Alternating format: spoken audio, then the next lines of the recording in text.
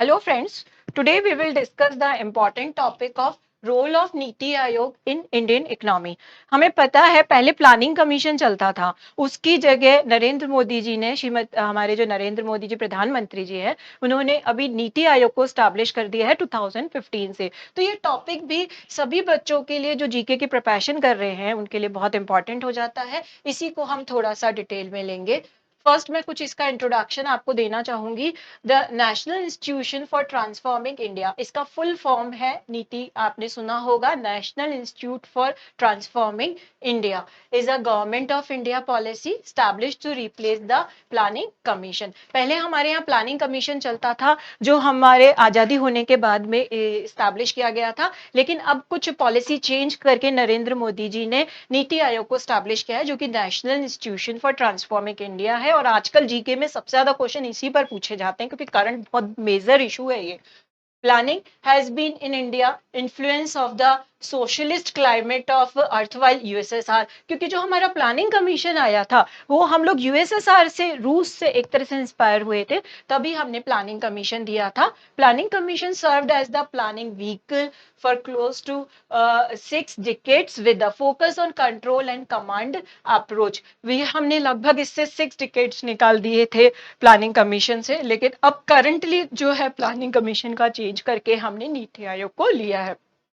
Planning Commission was replaced by a new institution, NITI Aayog, on January 1, 2015। ये January 1, 2015 में जो है नीति आयोग स्टैब्लिश हुआ है, और इसमें with emphasis on the bottom up approach to the emphasize vision of maximum governance and minimum government, जिसमें ज्यादा से ज्यादा तो काम होगा लेकिन गवर्नमेंट का रोल कम से कम होगा। गवर्नमेंट के फालतू के जो करप्शंस वगैरह हैं उनको कम करने के लिए इसमें मैक्सिमम गवर्नेंस और मिनिमम गवर्नमेंट के रोल पर इसको स्टैब्लिश किया गया। Announcing the spirit of corporate federalism है, जिससे कॉर्पोरेट फेडरलिज्म को भी स्टैब्लिश किया जा सके, उस बेसिस पर इसको बनाया गया है। The aim of NITI Aayog is to encourage involvement and participation in economy policy process है, basically with the emphasis to towards making the countries corporative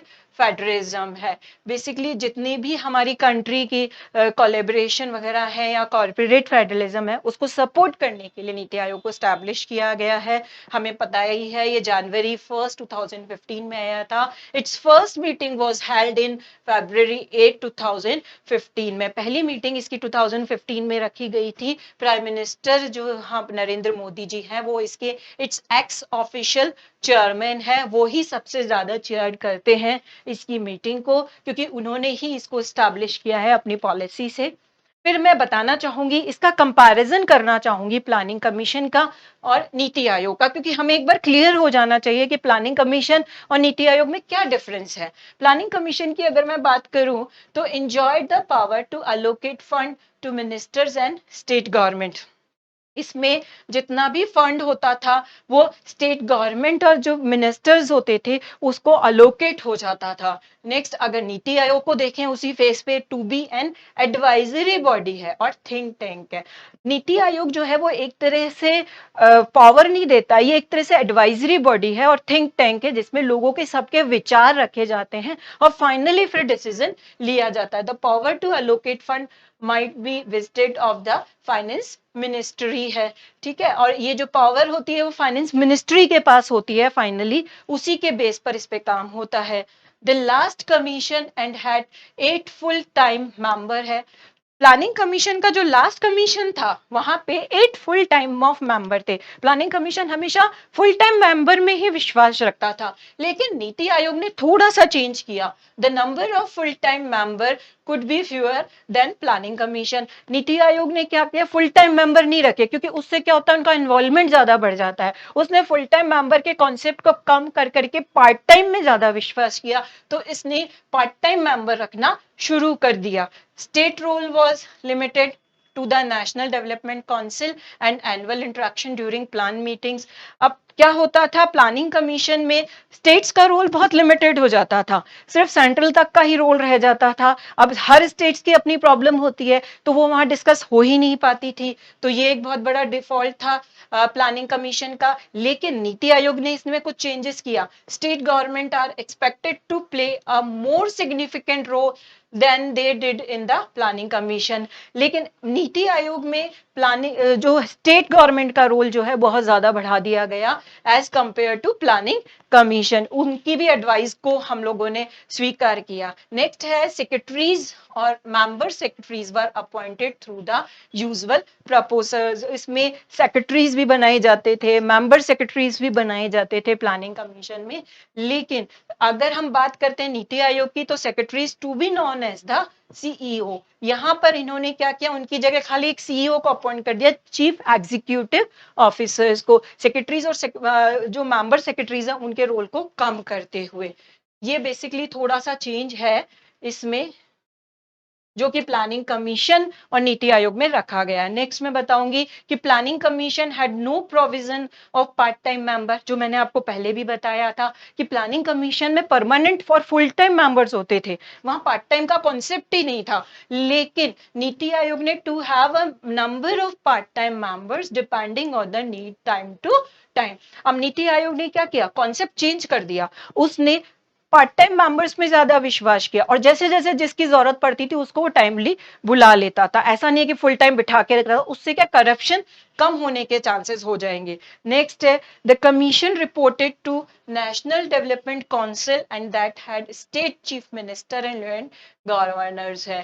ठीक है, अब जनरली होता क्या था, कमीशन में प्लानिंग कमीशन में रिपोर्ट करते थे नेशनल डेवलपमेंट काउंसिल में जितने भी स्टेट के चीफ मिनिस्टर्स होते थे वो प्लानिंग कमीशन में जाके रिपोर्ट करते थे। लेकिन अगर हम इसमें नीति आयोग में देखें तो governing council has state chief ministers and elected governor है। अब इसमें जो गवर्निंग काउंसिल है उसमें ऑलरेडी कुछ चीफ मिनिस्टर्स को इन्वॉल्व किया गया है, उनकी एडवाइस को लिया गया है और स्टेट का इन्वॉल्वमेंट बढ़ाया गया है। नेक्स्ट हम बात करें तो had deputy chairman a member of secretary and full time members है। ये बेसिकली प्लानिंग कमीशन का था जिसमें सेक्रेटरीज होते थे और फुल टाइम मेंबर्स होते थे। लेकिन अगर हम इसमें बात करें नीति आयोग में तो had deputy chairman a member secretary and full time members, क्योंकि मेंबर्स तो दोनों को रिक्वायर रहते हैं कि तो दोनों में लगभग सेम सिचुएशन ही है। इसके बाद प्लानिंग कमीशन जो था imposed policy on states and tied allocation of fund with projects its approval है। पॉलिसीज वगैरह बनाता था और साथ में उनको जब फंड की जरूरत होती थी स्टेट्स को तो प्लानिंग कमीशन उनको प्रोवाइड कराता था। लेकिन नीति आयोग जो है वो अपने आप में क्या है, एक थिंक टैंक है, एक एडवाइजरी बॉडी है। वो सबसे पहले एडवाइस देता है इनको, उसके बेस पर ही काम होता है। Does not have power to impose policy. लेकिन ये पॉलिसी जो है इम्पोज नहीं करता है, ये सिर्फ एडवाइजरी देता है, फिर उसके बाद में फाइनल डिसीजन जो है मीटिंग में जाकर के होता है। उस बेसिस पर नीति आयोग काम करता है। अब इसका मेजर हम इसके ऑब्जेक्टिव देखें कि नीति आयोग के ऑब्जेक्टिव क्या है, क्योंकि किसी भी एजेंसी को हम समझते हैं तो सबसे पहले हम उसके ऑब्जेक्टिव क्लियर होने चाहिए। लाइक फर्स्ट इसका ऑब्जेक्टिव है to evolve a shared vision of national development priorities है। जो भी हमारी नेशनल डेवलपमेंट की प्रायोरिटीज है, क्योंकि इंडिया डेवलपिंग कंट्रीज है तो उसके बहुत सारे इश्यूज होते हैं, उनको क्लियर करने के लिए देखना भी इसका मेन वो है। Sectors strategies with active involvement of state in the light of national objective है, जिसमें स्टेट्स को पूरी तरह से इन्वॉल्व करना नीति आयोग का मेन फोकस है। नेक्स्ट है to foster corporative federalism through structured support initiatives and mechanism with the states on continuous basis, recognizing and strong states make a strong nation। इसका जो मेन कंसेप्ट है नीति आयोग का, ये कहता है कि अगर स्टेट स्ट्रांग होगा तो नेशन भी स्ट्रांग हो जाएगा। तो इस कॉन्सेप्ट पे ये अपना काम करता है, हर स्टेट को एक तरह से स्ट्रांग बनाने की कोशिश करता है। नेक्स्ट है to develop mechanism to formulate credible plans to village level and aggregate ठीक है। अब जितने भी हमारे विलेज, क्योंकि इंडिया एक तरह से ग्रामीण प्रदेश है, यहाँ पर मोस्ट ऑफ द पॉपुलेशन जो है ग्रामीण है और 3/4 पॉपुलेशन हमारी रूरल एरिया में रहती है और फार्मिंग सेक्टर में लगी हुई है। तो उसकी भी ग्रोथ करना इसका मेन जो है सोर्स हो जाता है, मेन ऑब्जेक्ट हो जाता है। नेक्स्ट है टू इंश्योर और a area that are specially referred to it and that interact of national security are incorporated in economic strategies and policies है। भाई कैसे नेशनल सिक्योरिटी को इंश्योर किया जाए, साथ में इकोनॉमिक स्ट्रैटेजी और पॉलिसी को कैसे इनकॉर्पोरेटेड किया जाए, इस पर भी, क्योंकि ये पूरी कंट्री को फोकस करता है, तो उससे रिलेटेड जितनी भी पॉलिसीज है, एजुकेशन से रिलेटेड हुई, हेल्थ से रिलेटेड हुई, सब पर इसका फोकस रहता है। नेक्स्ट है to pay special attention to section of our society that may be risk not benefit and adequately from economic progress। अब हम मानते हैं कि इंडिया में हमें पता है इकोनॉमिक इनइक्वालिटीज का प्रॉब्लम रहता है। इनइक्वालिटीज हमारे यहाँ एक मेजर प्रॉब्लम है, क्योंकि एक तरफ तो टाटा बिरला जैसे लोग हैं और एक तरफ रोजमर्रा का काम करने वाले डेली वेजेस वाले मजदूर हैं। तो इसको भी सॉर्ट आउट करने का ठेका कौन लेगा? ऑब्वियसली नीति आयोग ही लेगा, वो ही इसको जो है प्रॉब्लम को सॉर्ट आउट कर सकता है। तो जो बिल्कुल डाउन स्ट्रीम पर हमारा एक तरह से सोसाइटी है, उसको उठाने की कोशिश भी कौन करता है? नीति आयोग करता है। To design strategic and long term policy programme frameworks and initiatives monitor their progress है। बहुत सारी स्ट्रेटेजीज बनाना, प्रोग्राम्स बनाना, एजुकेशन से रिलेटेड प्रोग्राम बनाना, हेल्थ से रिलेटेड प्रोग्राम्स बनाना, उनको कैसे इम्प्लीमेंट करना है, उनके लिए क्या क्या स्ट्रैटेजीज होनी चाहिए, ये सारे काम जो है हम एक तरह से कह सकते हैं नीति आयोग का ही है, क्योंकि नीति आयोग ही पूरे इंडिया को देख रहा है, तो उसका सारी पॉलिसीज को कैसे फ्रेमवर्क करना है, ये सारा काम नीति आयोग का है। To provide advice and encourage partnership between key stakeholders and national and international है। कैसे कैसे उनको एडवाइस प्रोवाइड कराई जाए, कैसे उनकी पार्टनरशिप को बढ़ाया जाए नेशनल इंटरनेशनल पर्पस पे, तो ये भी सारा कौन है? नीति आयोग ही देखता है कि नेशनल लेवल पर कैसे उसको शेयर को बढ़ाएं और इंटरनेशनल लेवल पर माइंडेड थिंक टैंक, जिससे वो थिंक टैंक की तरह काम कर सकें। Like educational and policy research institute है, इसके लिए कौन कौन से पॉलिसी रिसर्च इंस्टीट्यूट या एजुकेशनल इंस्टीट्यूट जो है स्टैब्लिश होंगे, ये सारा जो काम है वो नीति आयोग का ही देखने का है। नेक्स्ट ऑब्जेक्टिव जो है to create a knowledge innovation entrepreneur support system through a collaborate community of national and international expert है, कि कैसे लोगों की जो नॉलेज है उसको इसके अंदर यूज किया जाए, इनोवेशन लाया जाए, एंटरप्रेन्योरशिप लाई जाए, कि लोग अपना खुद का काम स्टार्ट कर सकें, उस तरह को भी है इसने एक तरह से सपोर्ट किया है नीति आयोग ने। To offer a platform of resolution of inter sectoral and inter departmental issues है। अब विद इन डिपार्टमेंट एजुकेशन वगैरह में क्या इश्यूज चल रहे हैं, साथ ही इंटर सेक्टरल क्या क्या इश्यूज चल रहे हैं, हमारे 3 सेक्टर हैं, प्राइमरी, सेकेंडरी, टर्शरी, उनमें क्या इश्यूज चल रहे हैं, उसको देखने का काम भी किसका है? नीति आयोग का ही है। नेक्स्ट है to maintain a state of art resource centre है, एक तरह से इसने अपना एक रिसोर्स सेंटर स्टेब्लिश कर रखा है। Be a respiratory of research on good governance and best practice in sustainable and equitable development है, जिससे सस्टेनेबल डेवलपमेंट हो सके। मैंने आपको बताया था सस्टेनेबल डेवलपमेंट होता है जिसमें हम एनवायरनमेंट को ध्यान में रख करके अपना डेवलपमेंट करते हैं। सिर्फ ये नहीं कि हमें ग्रोथ चाहिए, लेकिन हमारा एनवायरनमेंट जो है वो भी बचा रहे, उसको भी ध्यान में रखते हुए हम जो करते हैं उस वो भी इसका मेन ऑब्जेक्टिव है। नेक्स्ट है to actively monitor and evaluate the implementation programme of initiatives है, कंटिन्यू उनको मॉनिटर करना, जितने भी प्रोग्राम्स है, किसी में नुकसान चल रहा है तो उसको बंद करना, किसी में फायदा है तो उसको प्रमोट करना, या जिसमें नुकसान है किस कारण से नुकसान है उसका सुपरविजन करना, मॉनिटर करना, ये भी काम किसका हो जाता है? नीति आयोग का हो जाता है। Including the identification of the needed resources so as to strengthen the probability of success and scope of delivery. भाई उन पे जो भी उनकी रिक्वायरमेंट है उनको स्ट्रेंथ करने के लिए वो काम भी नीति आयोग का ही होता है। नेक्स्ट है to focus on technology upgradation and capacity building है। अगर मान लो कोई पॉलिसी किसी टेक्नोलॉजी से अच्छी बेहतर हो सकती है तो उसको इम्प्लीमेंट करना, कैपेसिटी बिल्डिंग करना, ट्रेनिंग प्रोवाइड कराना टाइम टू टाइम, वहां पे जितना भी वर्कर है, स्टाफ है, वो काम किसका हो जाता है? नीति आयोग का हो जाता है। To undertake other activity as may be necessary in order to further the execution of national development agenda and the objective mentioned in above है। बेसिकली उनको कैसे कैसे एग्जीक्यूट करना है, जो एक्टिविटीज है, जो गवर्नमेंट की एक्टिविटीज है, ये सारा किसके थ्रू होता है? नीति आयोग के थ्रू होता है। पहले क्या है, प्लानिंग कमीशन भी सारा काम जो होता था इंडिया का प्लानिंग कमीशन के थ्रू होता था, लेकिन अब थिंक टैंक के रूप में ला करके हमने नीति आयोग को खड़ा कर दिया है। इसका मैं कंपोजिशन बताना चाहूंगी कि कैसे इसका कंपोजिशन है, कैसे इसका वर्क होता है। इसके जो चेयरपर्सन है वो हमारे प्रधानमंत्री जी श्री नरेंद्र मोदी जी हैं, जो हमारे ऑनरेबल प्राइम मिनिस्टर हैं। सबसे पहला उन्हीं का इसमें होल सोल है, उसी के बेस पर जो है काम चलता है। नीचे वाइस चेयरमैन सर हैं, डॉक्टर राजीव कुमार जी हैं, जो कि इसके वाइस चेयरमैन है, क्योंकि मेन उनका तो ऑथेंटिक वाला काम होता है, अथॉरिटी वाला काम होता है। मेन काम तो वाइस चेयरमैन जो सर हैं डॉक्टर राजीव कुमार जी, उनका काम होता है। इसके अलावा इसके कुछ फुल टाइम मेंबर्स हैं। फुल टाइम मेंबर्स में हैं श्री वी.के. सारस्वत जी हैं, प्रोफेसर रमेश चंद जी हैं और वी.के. पॉल साहब हैं। ये तीन इसके फुल टाइम मेंबर्स हैं। और साथ में एक्स ऑफिको मेंबर्स भी हैं इसमें, श्री राजनाथ सिंह जी हैं, श्री अमित शाह जी हैं और निर्मला सीतारमन जी मेंबर जो हैं इसके मेन वो हो जाते हैं। तो ये इसका हम कह सकते हैं कंपोजिशन है नीति आयोग का, जो आपके लिए जीके के कंपटीशन के एग्जाम के लिए बहुत इंपॉर्टेंट हो जाता है, क्योंकि डायरेक्ट पूछ लिया जाता है कि फुल टाइम मेंबर कौन है इसमें से, एक्स ऑफिको मेंबर कौन है, वाइस चेयरमैन कौन है।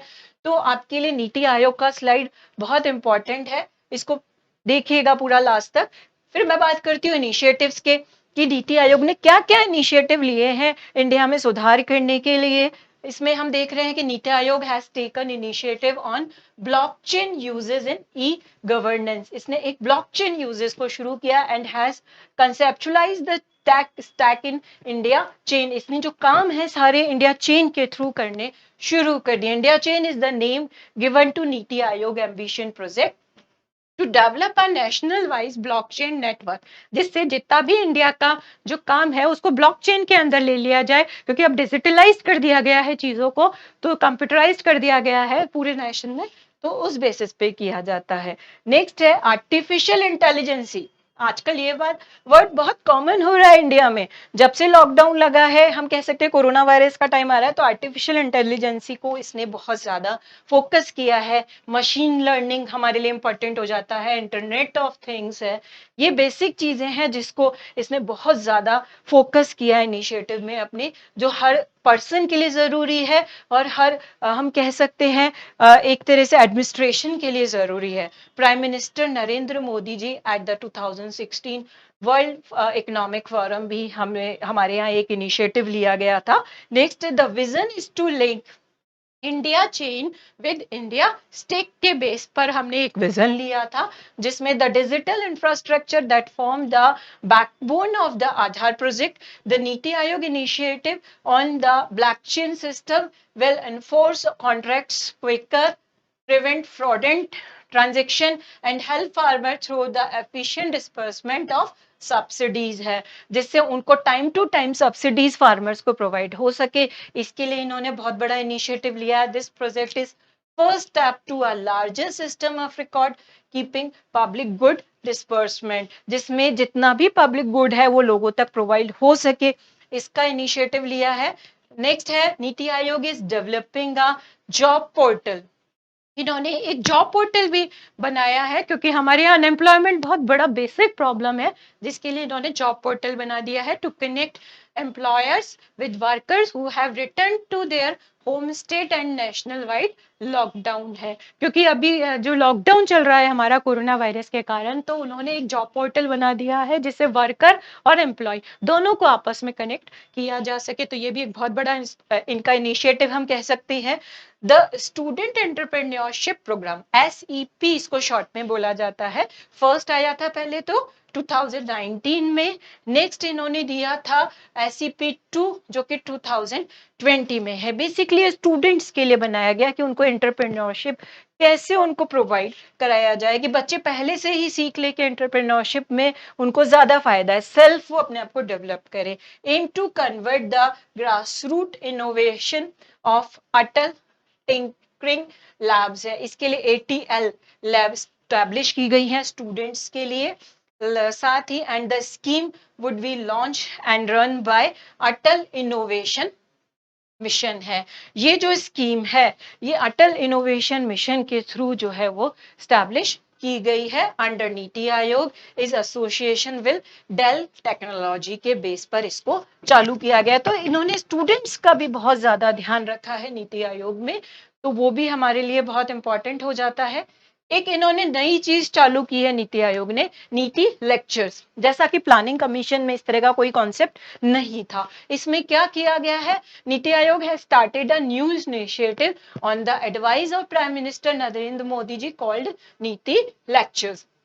इसमें ये basically transforming India, the aim of this initiative to invite globally reputed policy makers, expertise, administrators to India to share their knowledge, expertise, experience in policy and making good governance with India countries है। Basically क्या बाहर के foreigners जो हैं, foreign countries के जो ministers हैं, chief ministers हैं या वहाँ के जो प्राइम मिनिस्टर्स हैं, उनको वहाँ बुलाया जाए, उनकी नॉलेज का हम यूज करें, वहाँ के जो एक्सपर्टीज हैं, साइंटिस्ट हैं, उनको बुलाया जाए, उनके लेक्चर प्रोवाइड कराए जाए। ये एक इनिशिएटिव इसमें लिया है। This initiative will be series of lecture started with first lecture delivered by the deputy prime minister of Singapore mister Tharman Shanmugaratnam जो है, इसके जो प्राइम मिनिस्टर है सिंगापुर के, उनको बुलाया गया था। He delivered on subject India and the global economy.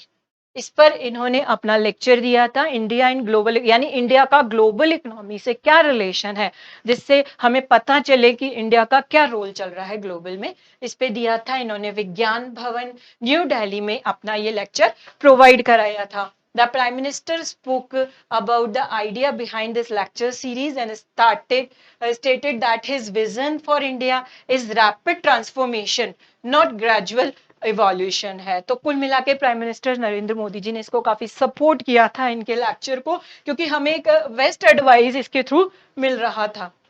Next मैं आपको बताना चाहूंगी, on 31 August 2017 NITI Aayog developed a state statistics handbook. एक स्टेट स्टैटिस्टिक्स हैंडबुक भी बनाया गया है, जो कि स्टेट्स और यूनियन टेरिटरीज का जो स्टैटिस्टिक्स है उसमें पूरा प्रोवाइड कराया गया है। दैट कंसोलिडेटेड की statistics across sector of every Indian states and union territories, जिससे लोगों को अगर स्टैटिस्टिक्स का डेटा चाहिए तो वो इजीली मिल जाता है नीति आयोग के इस बुक के थ्रू। ये भी बहुत इंपॉर्टेंट हो जाता है।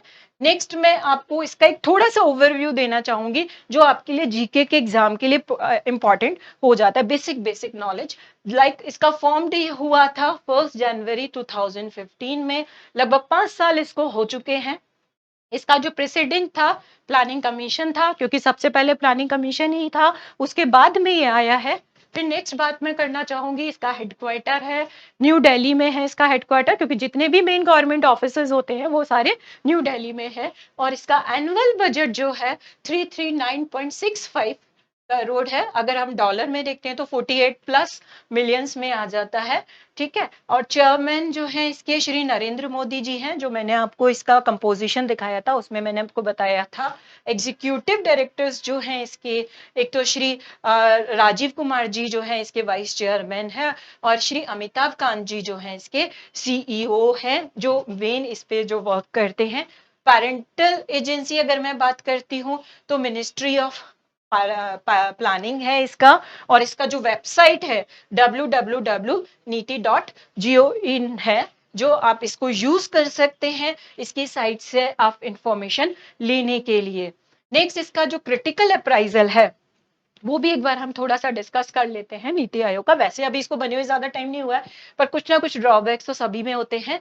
The relationships under the previous institution इसका प्लानिंग कमीशन था, वॉज अनइक्वल है। because the institution gave plan assistance to states and made states dependent on it. Now NITI tries to have a more equal relationship है. देखो वो planning commission जो था वो states के और सेंट्रल के बीच में एक तरह से अनइक्वल डिस्ट्रीब्यूशन का फॉर्म लेकर आ रहा था, लेकिन जो नीति आयोग है वो बेसिकली इक्वल रिलेशनशिप लेकर आ रहा है दोनों के बीच में. Next, the idea to create an institution where state leaders with will be a part of collective thinking है.